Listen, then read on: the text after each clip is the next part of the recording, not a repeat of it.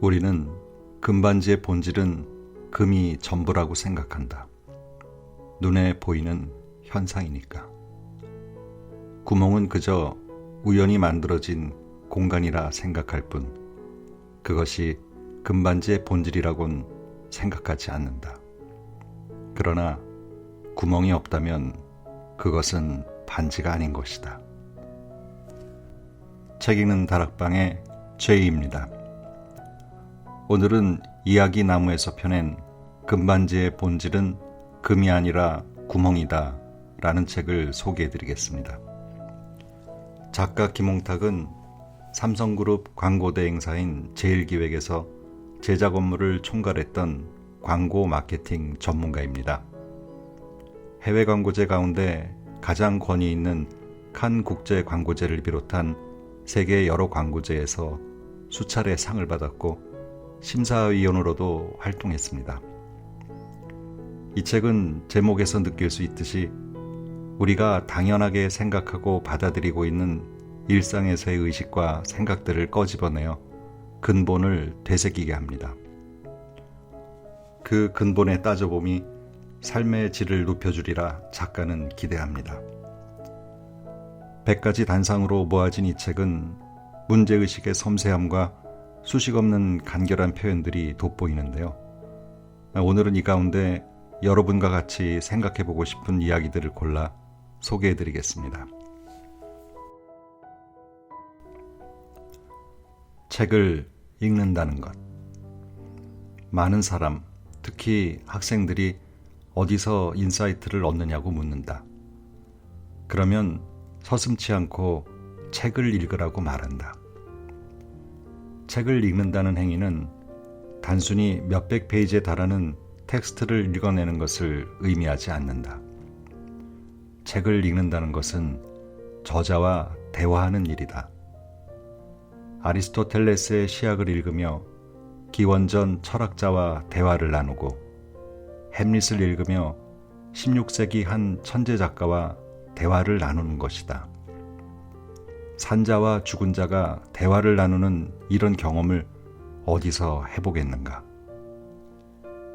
게다가 저자는 한 권의 책을 쓰기 위해 그 주제에 관련된 자신의 지식, 정보, 경험을 총동원한다.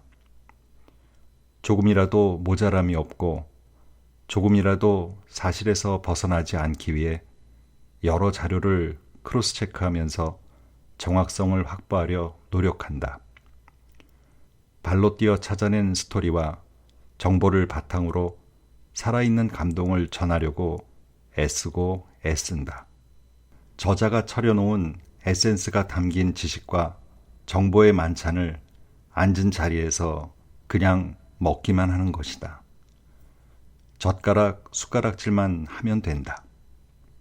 전라남도 해남 천일식당에서 상다리가 부러지게 차려 나오는 한 상을 받는 것이다.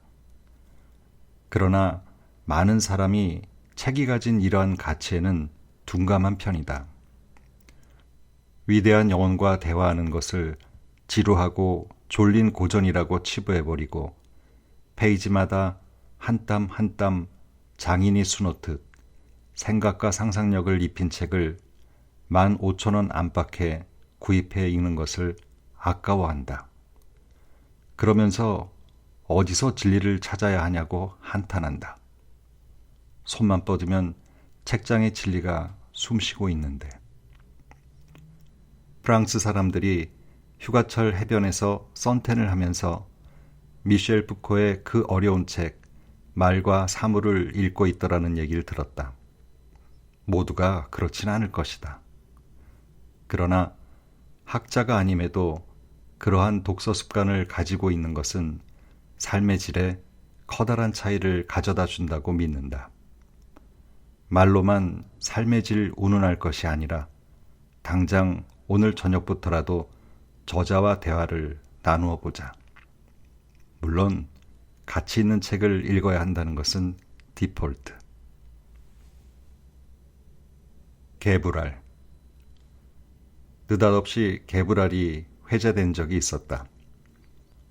개불알 지켜주세요 란 메시지가 담긴 포스터가 버스 옆면을 비롯 각종 아웃도어에 디스플레이되어 있고 그것의 정체가 무엇인지 찾아가는 그것이 알고 싶다류의 영상이 궁금증을 불러일으켰다. 알고 보니 그것은 산림청에서 시도한 과감한 바이럴 필름이었다. 난개발로 인해 사라져가는 희귀한 식물을 보호하자는 캠페인이었는데 그 희귀식물의 표본으로 이름이 이상한 개불알꽃을 등장시켜 널리 회자시키려 한 의도가 드러난다. 야생화 천국인 곰배령이란 지명이 알려지기 훨씬 전부터 야생화 탐사를 다녔던 나는 종종 개불알꽃과 마주치곤 했다. 사실 볼살이 통통하게 오른 아기 얼굴 같은 그 꽃을 왜 흉측한 개불알꽃이라고 불렀을까 하는 의구심은 있었다. 영어로 개불알꽃은 레이디스 슬리퍼, 즉 아가씨의 슬리퍼다. 한국에서건 서양에서건 꽃의 모양새를 보고 이름을 지었다는 사실을 알 수 있다. 그러나 아가씨의 슬리퍼 같은 예쁜 이름을 두고 왜 하필 개불알꽃이 되었을까? 우리나라 야생화에는 이처럼 낯뜨거운 이름들이 즐비하다. 개밥풀, 며느리 미식개, 아기 똥풀. 야생화는 원래 이름이 없던 곳에 누군가가 이름을 붙인 후부터 구전되어 오면서 개개의 이름이 정착됐다. 그러면 야생화를 처음 목격한 사람들은 누구였을까? 신분 높은 양반이었을까? 신분의 구분이 엄격했던 예전의 양반은 애헴거리며 집에서 글 읽기 또는 글 읽는 척하기에 바빴고 머슴은 장작을 구하고 밭을 매기 위해 산과 들을 헤매고 다녔다. 결국 신분이 비천한 머슴들이 꽃의 이름을 붙여준 장본인들이다. 배우지 못한 하층민인 머슴들에게서 고상한 이름이 나왔을 리 없다. 그러다 보니 아주 원색적인 이름이 붙여질 수밖에. 그들에게서 아가씨의 버선 같은 고상한 이름을 기대하긴 어려웠을 것이다. 설사 누군가 우리 집 아가씨의 버선처럼 생겼네 라고 했을 때 그 옆에 놈이 대뜸 웃기고 있네. 개불알이잖아 개불알 했다면 바로 개불알의 완판승으로 끝났을 것이다. 정부 기관의 이러한 과감한 시도가 사회가 점점 말랑말랑해져가는 징표인 것 같아 반갑기는 하다. 게다가 사람들이 개불알꽃의 존재도 알게 됐으니 덧붙인다면 앞으로 사람들이 지구란 행성에 존재하는 모든 사물에 관심을 가졌으면 하는 바람이다. 개개의 식물에도 이름이 있다. 그러나 우리 눈엔 모두 나무이고 꽃이고 풀일 뿐이다. 그들의 이름을 불러줄 때 우리는 그들과 만나게 된다. 그렇지 않으면 그들은 영원히 배경일 뿐이다. 멘토 열풍이 거세다. 사회에서 성공한 분들이 귀에 착착 감기는 달콤한 얘기를 들려준다. 청춘의 실패는 특권이라고, 실패하고 실패하라고 일러준다. 젠장, 실패를 자꾸 하라고 권장하면 어쩌자는 거지? 실패도 습관이 된다. 성공하는 습관을 길러도 모자랄 판에 실패를 하라니. 20대 청춘들은 그 얘기를 들으며 잠시 안도한다. 그러나 그건 잠깐의 도피일 뿐이다. 그들에게 필요한 건 귀에 달콤한 얘기가 아니라 정수리를 쩡쩡 울리는 정신을 움직이는 일갈이다. 알고 보면 우리의 삶에 자극을 주고 그를 통해 우리를 변하게 만드는 것은 사람에 한정되지 않는다. 우리에게 멘토의 역할을 하는 것은 천지에 널려 있다. 그것은 시 한 구절일 수도 있고 여행의 경험일 수도 있고 지금 진행하고 있는 프로젝트일 수도 있다. 사실 나를 움직인 멘토 역시 기넥스 맥주 광고 한 편, 신대철의 시 한 구절, 알베르 까뮈의 단편들, 한강 발원지를 찾아 태백 오지로 흘러들었던 일, 몽골 초원에서의 생경한 자연환경, 차탕족이란 술록 유목민을 만나기 위해 말을 타고 초원을 달렸던 일, 아이슬란드 오지의 산정호수에서 마주한 블루문, 뉴욕에서 마주친 판소리에 미친 백인 할아버지, 건물을 보고 눈물을 흘리는 생경한 경험을 했던 롱샹 성당, 케냐에서 길을 막고 있던 야생 원숭이 100여 마리와의 조우 등등 헤아릴 수 없이 많았다. 나의 멘토는 나에게 낯선 충격을 주었던 수많은 그 무엇이었다. 그 모든 멘토는 나의 상상력과 창의력과 해안을 길러준 훌륭한 선생이었다. 내 온몸의 감각으로 부딪힌 체험들이 훌륭한 멘토가 되는 이유는 그것이 나에게 셀프 모티베이션을 생성시키기 때문이다. 한 개인을 성장시키는 가장 큰 동력은 셀프 모티베이션, 즉 동기부여다. 그것은 그 무엇도 당할 수 없는 강력한 동인이자 추진력이기 때문이다. 셀프 모티베이션은 몇몇 귀에 감기는 달콤한 얘기로는 결코 얻어지지 않는다. 결국 나의 멘토는 나 스스로 부딪혀 얻게 되는 낯선 체험과 그것을 통해 자가 발전하는 에너지의 총합인 것이다. 놀이의 법칙. 내가 초등학교 다닐 때는 지금처럼 과외가 횡행하지 않았다. 집에 돌아와 학교 숙제 끝내면 튀어나가 뛰노는 것이 일상이었다. 학교 친구들이나 동네 아이들을 불러 모아 편 짜고 포지션을 정하고 타순을 정한 다음 축구나 야구 시합을 했다.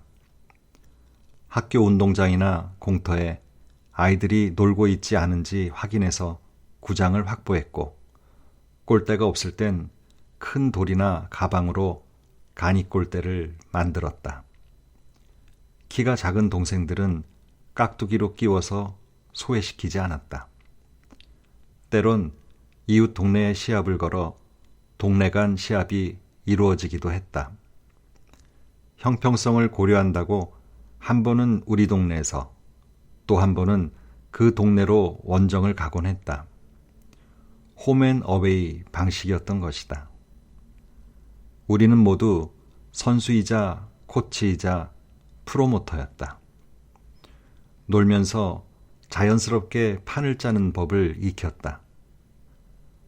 홈앤어웨이란 단어를 몰라도 그 이치를 습득했던 것이다. 노는 것은 사회생활을 배우는 스스로 학습이다. 요즘 초등학생들을 보니 엄마가 차에 실어 운동장에 날라다 주고 코치가 팀을 짜서 시합을 리드한다. 그리고 정해진 운동 시간이 끝나면 쪼르르 차에 오른다. 코치가 공을 다루는 법, 패스하는 법, 슛하는 법을 가르쳐 주기는 하겠지만 아이들 스스로 판을 짜는 방법을 습득하지는 못한다. 아이들은 그저 운동을 해야 하니까 하는 로봇 같은 존재다. 이런 방식은 문제 해결 능력을 기르는데 도움을 주지 못한다. 우리는 사회생활을 하면서 매번 솔루션을 만들어야 하는 상황에 부딪힌다. 작게는 브런치 먹을 장소를 찾는 것에서부터 크게는 몇십억 원이 걸린 프로젝트를 따내는 것까지. 그러나 대학 수업 수강 신청까지 엄마가 대신해 준다는 웃지 못할 현실에서 도대체 어떻게 자기주도적으로 솔루션을 찾을 것인가? 대학은 그렇게 넘긴다 치고 회사 일까지 엄마가 대신해 줄 수는 없지 않은가. 애어른보다 어른애가 많아지고 있다. 지식을 갖는 것도 중요하지만 더 중요한 것은 지혜를 갖는 것이다. 지혜롭게 사는 삶은 일상에서 부딪힌 무수히 많은 문제를 해결하려는 노력에서 자연스럽게 얻어지는 것이다. 그래서 그런 사람을 스트리트 스마트라 부르지 않던가. 우르르 차에서 내렸다. 우르르 차에 오르는 아이들을 보고 있자니 안쓰럽다. 이 아이들은 놀이는 배우지만 놀이의 생태계를 익히지는 못한다. 아이들은 논다고 생각하지만 사실 노는 게 아니다. 노후는 별책 부록이 아니라 라스트 챕터다.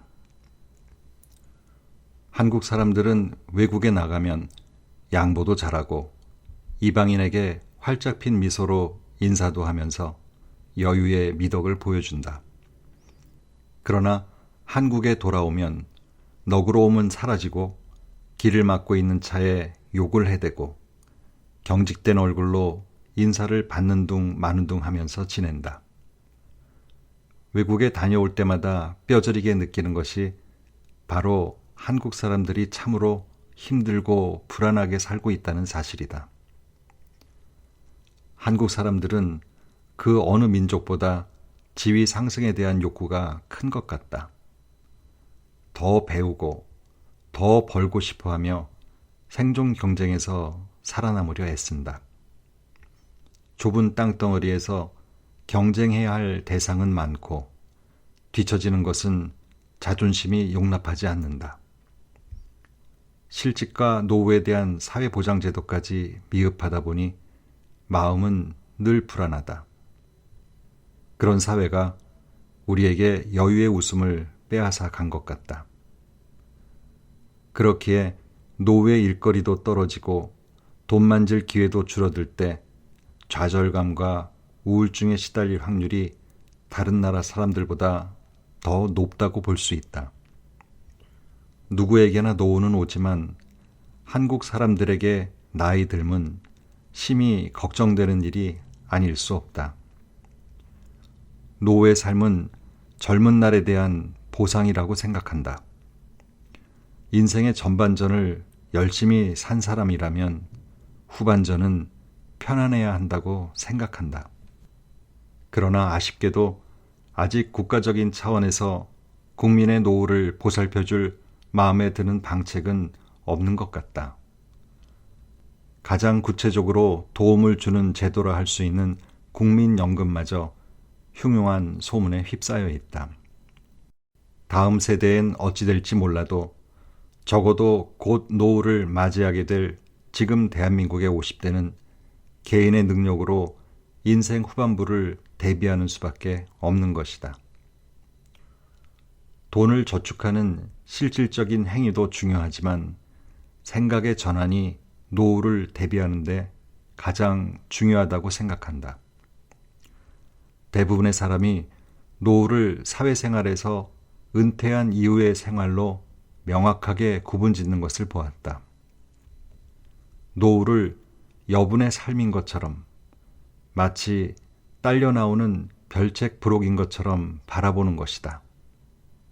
그러나 인생에서 은퇴라는 것이 있을까? 인생이란 죽을 때까지 살아내는 것이 아니던가. 나는 노후란 지금까지 살아온 인생의 계속되는 연장이며 그 마무리라고 생각한다. 훗날 내가 정년퇴임하여 일터에서 물러난다고 해서 달라질 것은 없다. 스토리는 계속 쓰이고 있고 라스트 챕터를 향해 가고 있는 것이다. 그래서 나는 흔히 말하는 은퇴 후 무엇을 하며 노후를 맞이할까 보다는 지금 하는 일을 얼마나 멋지게 마무리할 수 있을까에 더 큰 비중을 둔다. 놀라운 라스트 챕터를 쓰고 싶은 것이다. 그렇기에 지금 나는 더 열심히 노력한다. 나이 들어서도 하느님이 날 불러 일을 줄 수 있도록 지금 내가 쓰는 인생 이야기가 너무 흥미진진해 도저히 라스트 챕터를 읽지 않을 수 없도록 하기 위해서 말이다. 지금 내가 하는 일 하나하나의 성과 여부가 훗날 더 큰 보따리를 가져다 준다는 것을 길지 않지만 그리 짧지도 않은 내 인생 경험으로 알 수 있다. 그래서 나는 오늘도 열심히 광고를 만들고 광고와 문화에 대한 관련된 글을 쓰고 강연을 하고 전시를 기획하고 번역도 하면서 세상과 대화한다. 내가 좋아하는 시인 윌리엄 버틀러 예이츠의 불후의 명작들이 모두 60이 넘어 나왔다는 사실이 나는 즐겁다. 말년에 그는 골 넣는 스트라이커가 되었던 것이다. 신문 기사에 의하면 현재 40대, 50대들은 평균 연령 90세까지 살 수 있다고 한다. 적어도 살아온 횟수만큼 더 살 수 있다는 얘기다. 소름 끼치도록 기분 좋은 소식이다. 복제되는 세도 매저키즘. 우리나라처럼 방송 예능 프로그램이 흘러넘치는 나라도 또 없을 것이다. 무슨 요일이 됐든 TV 채널을 돌리다 보면 예능 프로그램 하나는 걸려들기 마련이다. 일주일 내내 예능은 내달린다. 이들 프로그램의 특징은 가수, 연기자, 개그맨을 비롯한 이른바 뜬다는 연예인들이 주인공 또는 패널로 등장하여 프로그램 내내 끝없는 수다와 개인기를 통해 시청자들의 시선을 붙들어맨다는 것이다. 그러나 자세히 들여다보면 때때로 그들이 타인의 약점을 볼모로 화제를 유발하거나 웃음거리를 만들어낸다는 것을 알 수 있다. 이혼이나 성형과 같은 알리고 싶지 않은 과거사를 굳이 들춰내 상대방을 곤경에 처하게 만드는가 하면 외모와 신체의 결함을 꼬집어 희화해서 웃음의 대상으로 만들기도 한다. 우리는 이미 그러한 화제 유발 패턴에 익숙해지고 무감각해져서 웃고 넘기지만 조금만 객관적으로 바라보면 이는 참으로 심각한 상황이 아닐 수 없다. 그런 예능 프로그램이 가지수도 많은 데다가 시청률도 높다 보니 알게 모르게 우리가 타인에 대한 배려를 무시하는 분위기에 휩쓸리고 있지는 않은지 우려된다. 실제로 각종 모임에서 한 사람을 바보로 만들어 좌중을 웃기려 드는 바로 그 예능 프로그램의 상황을 복제하고 있기도 하다. 예능 프로그램에서의 인신 공격은 언어로 이루어지는 폭력이다. 그것은 육신에 해를 가하지는 않지만 정신에 트라우마를 남긴다. 당사자뿐만 아니라 그 프로그램을 시청하는 모든 사람을 가랑비에 옷 젖듯 비정상적인 인간으로 만들어간다. 그것은 결코 건강한 사회가 지녀야 할 모습이 아니다. 초등학교 때부터 바른 어린이가 되라고 아무리 가르쳐봐야 소용이 없다. 학교보다 훨씬 영향력이 큰 미디어에서, 그것도 아이들과 청소년의 시청률이 어마어마하게 높은 예능 프로그램에서 남을 비하하고 업신여기는 멘트를 계속 날리는 한 기본 인성교육은 물거품이 되고 만다. 그뿐이랴 바로 그 다음날 학교에 가서 약점을 가진 친구에게 어제 TV에서 본 내용을 그대로 적용해 볼 것이다. 그런 학습은 시키지 않아도 너무나 자발적으로 이루어진다. 일진을 양성하는 아주 좋은 교보제가 제공되는 것이다. 한국 사람들을 웃기고 흥겹게 만들기는 쉽지 않다.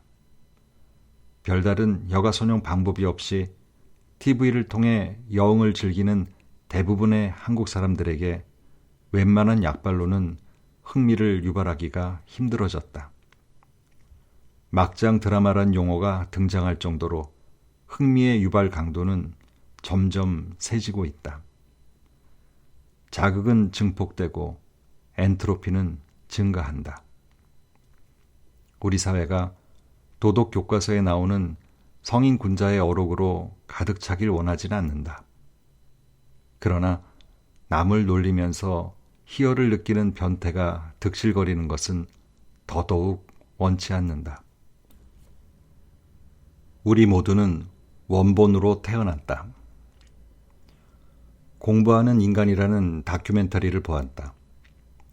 왜 아시아 사람들이 공부에 목매고 명문대학 입학을 최고의 목표로 삼는지에 대한 문화인류학적인 접근이었다. 경험보다는 많은 책을 읽고 많은 정보를 암기하는 것이 동양, 특히 극동에 위치한 한국, 중국, 일본의 특징이다. 그리고 그것을 공부라고 부른다. 이러한 공부의 개념을 널리 퍼뜨린 것은 중국이었는데 이는 과거 시험이란 범국가적 행사를 통해 절정을 이루었다. 그 DNA가 오늘날 대학 입시로 고스란히 전수되고 있다. 참으로 오랜 기간 끈질기게 내려온 전통이다.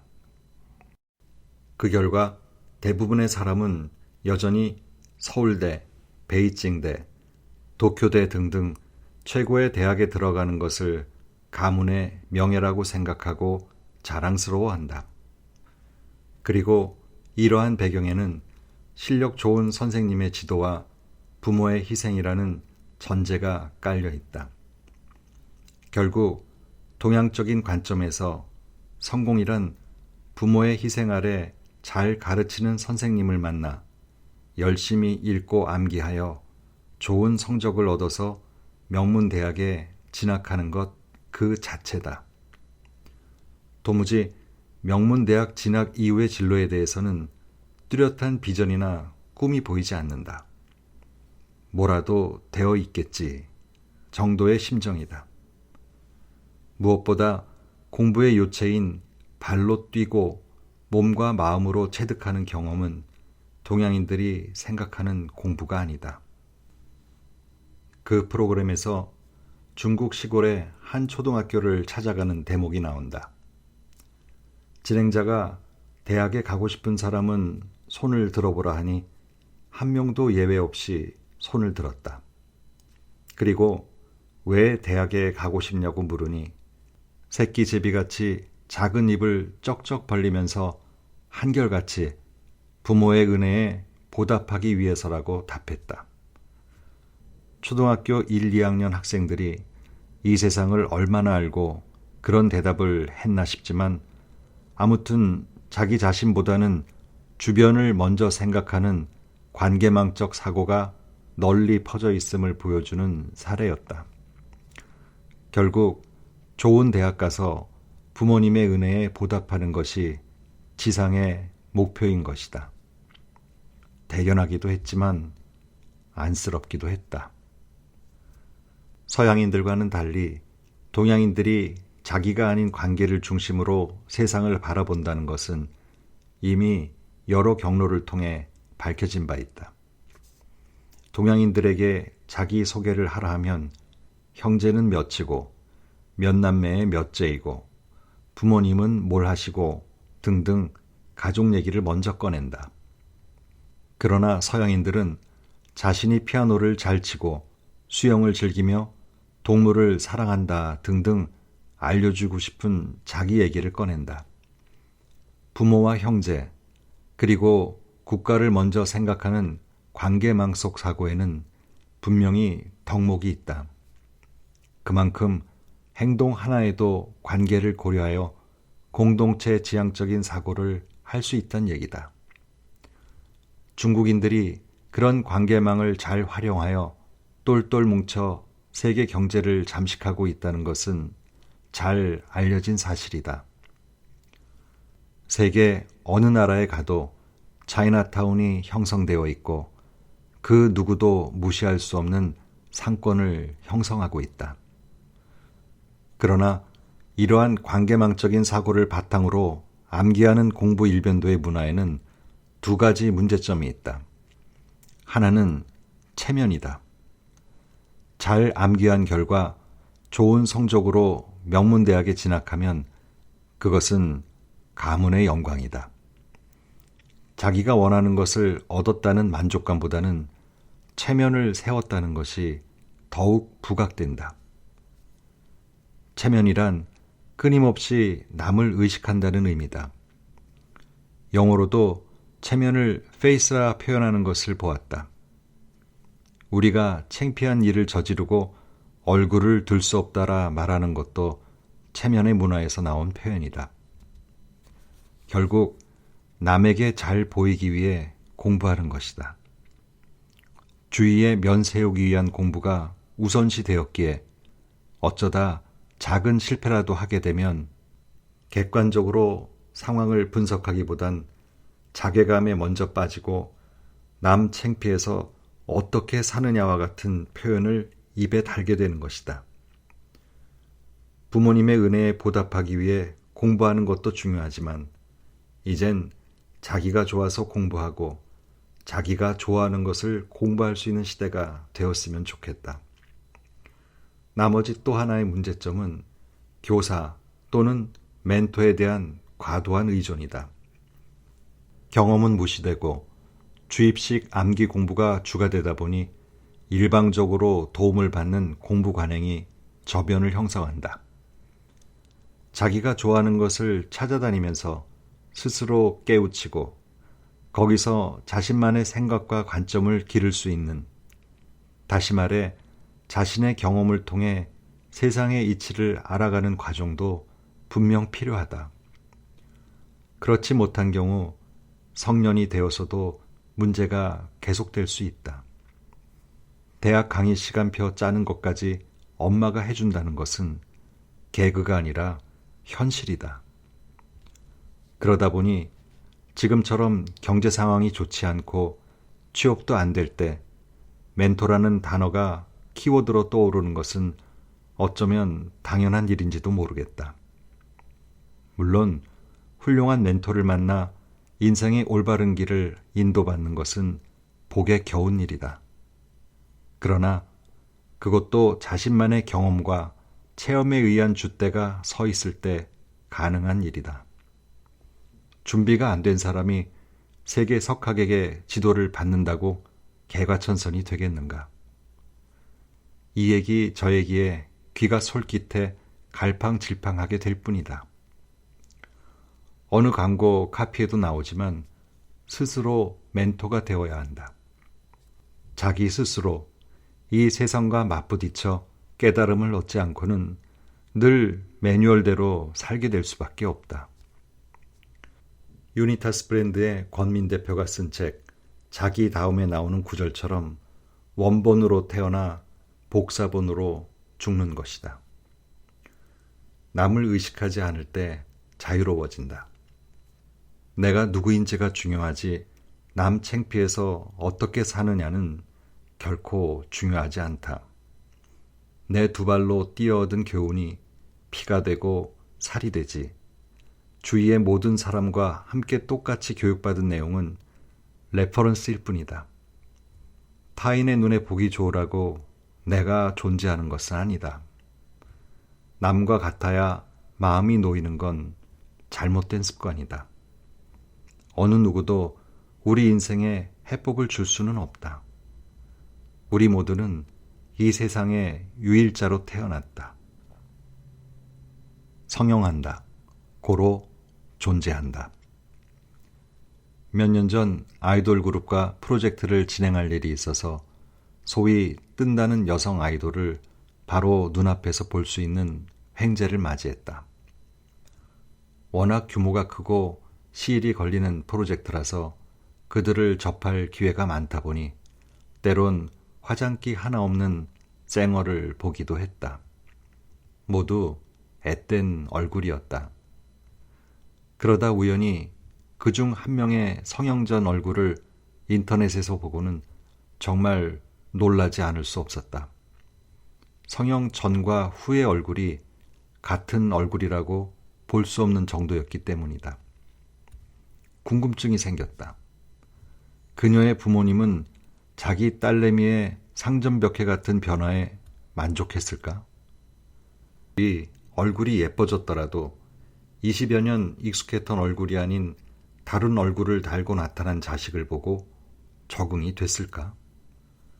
더더욱 궁금한 것은 본인의 경우 그토록 익숙했던 자신의 얼굴이 자신도 알아보지 못할 정도로 바뀌었는데 정체성에 혼란 같은 것은 없었을까 하는 점이었다. 거울을 쳐다볼 때마다 소스라치게 놀라지는 않았을까? 꿈속에서 자신의 본래 얼굴로 환원된 모습을 보고 가위에 눌리지는 않았을까? 쌍꺼풀을 만들고 코를 좀 세우던 이전의 성형술이 이제는 부모도 자기 자식을 알아볼 수 없을 만큼 뜯어고치는 수준으로 발전했으니 세상이 좋아진 것인지 얄궂어진 것인지 모르겠다. 분명한 것은 불만이었던 부위를 예쁘게 고치면 타인과의 관계에서 자신감을 갖게 된다는 대부분의 성형 예찬론자의 가설이 진리가 되어버렸다는 것이다. 오죽하면 이제는 아이들 키만 크게 낳아 놓으라는 우스갯소리도 돌고 있다. 현재의 기술로 얼굴은 얼마든지 뜯어 고칠 수 있지만 아직 키까지 느리는 성형술은 존재하지 않으니까. 하지만 이처럼 자기를 알아볼 수 없을 정도의 심각한 성형이 계속 이루어진다면 우리는 한 사람의 정체성을 어떻게 규정해야 하는 것일까? 그러나 이 문제는 트랜스젠더처럼 수술을 통해 아예 성을 바꾸는 경우에 비하면 애교에 가깝다. 미용 성형이 하늘이 내려준 자연성에 가해지는 약간의 애프터 서비스라 친다면 성전환 수술은 부품 교환에 가깝다. 우리는 이미 군대까지 갔다 온 남자가 여자로 변한 모습을 목격하고 있지 않은가? 성형은 이제 단순한 뷰티의 문제를 떠나 젠더 트러블이란 주제까지 깊숙이 관여되어 있는 것이다. 확실히 사람들의 관심사가 과도하게 몸에 집중되어 있다. 이미 우리는 상대의 얼굴을 바라보고 도란도란 얘기를 나누며 마음을 열어가던 시대에선 멀리 떠나 있다. 몸이 우선이다. 예쁜 몸매에 눈길이 먼저 가고 멋진 몸매를 가져야 하는 것이 미덕처럼 되어버렸다. 여성의 경우 얼굴은 기본이고 가슴, 복부, 허벅지에 이루어지는 성형의 일상화는 새로운 미의 기준을 알리는 생생한 예다. 비교적 몸에 관심이 덜했던 남성들 역시 몸매에 지대한 관심을 보이고 있다. 오죽하면 식스팩이라는 육체 부위의 신조어까지 생겨났을까? 젊은 남성들은 식스팩을 갖기 위해 헬스클럽을 찾는 것은 물론 성형 시술을 받기도 한다. 2001년 미국에서 개발되었다는 식스팩 시술은 간단한 수술로 올록볼록 복근을 만들어주는 놀라운 비기가 아닐 수 없다. 이제 우리는 몇 시간만 수술대에 누워 있으면 예쁘고 탐스러운 가슴과 가는 허벅지 또는 6칸으로 나뉜 복근을 소유할 수 있는 주문형 몸매 생산 시대에 살고 있는 것이다.